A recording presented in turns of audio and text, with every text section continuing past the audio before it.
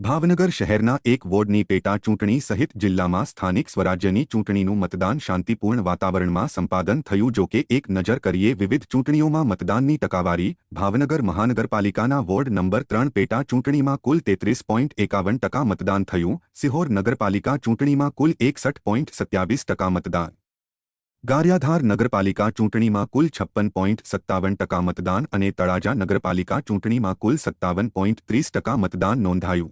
હાલ તો ઉમેદવારોનું ભાવિ ઈવીએમમાં કેદ થયું છે, ત્યારે ઓછો કે વધારે મતદાનથી કોને ફાયદો થશે, કોને નુકસાન થશે તેની ગણતરીઓ રાજકીય વર્તુળોમાં મુકાઈ રહી છે.